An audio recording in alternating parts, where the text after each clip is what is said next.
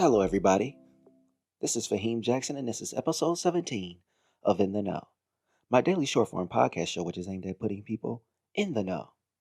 A show where I cover a variety of topics using my experiences and viewpoints in life to put people in that know. You say, what is that know? It's the understanding that seems to be hard for people to grasp, which could make their lives a lot simpler. The following is an intro speech into the topic of today. And that introduction speech is regarding should I go to college part time or full time? See, my decision was always to go to college full time. Well, that was until I got to graduate school. That's when I started to work because I had to survive in New York City. New York City is the first time I had to live on my own. Now, as for you, you're going to most likely be going to college full time.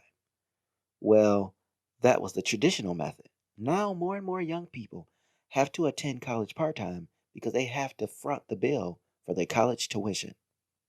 My best advice would be for you to go to full time, finish in the 4 year time period, and get out of school.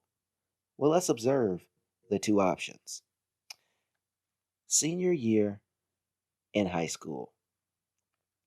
This decision of going to college part time or full time, it must be made early in your senior year to give you enough time so that you can weigh your options.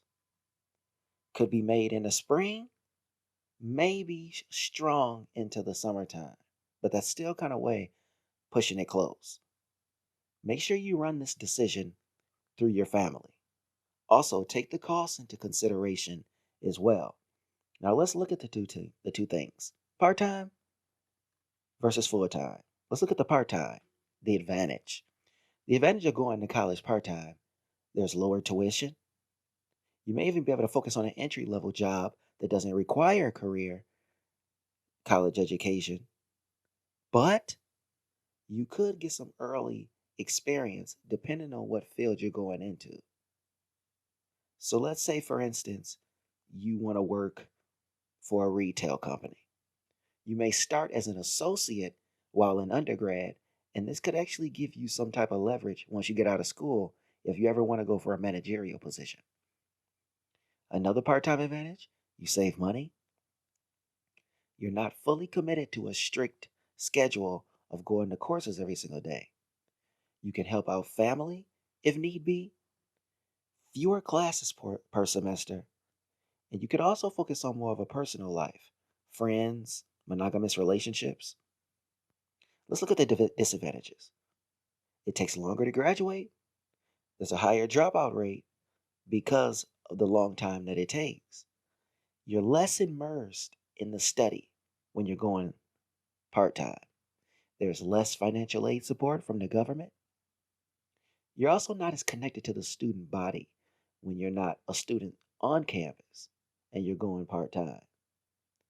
Life could also get in the way, meaning people have been known to get married and have children, and then that work life balance forces you to stop going to school. Well, then you can't have the part time advantage and disadvantages without showing the full time advantage and disadvantages. What are the advantages? You have a full social life because you're there on campus. You get a better financial aid package.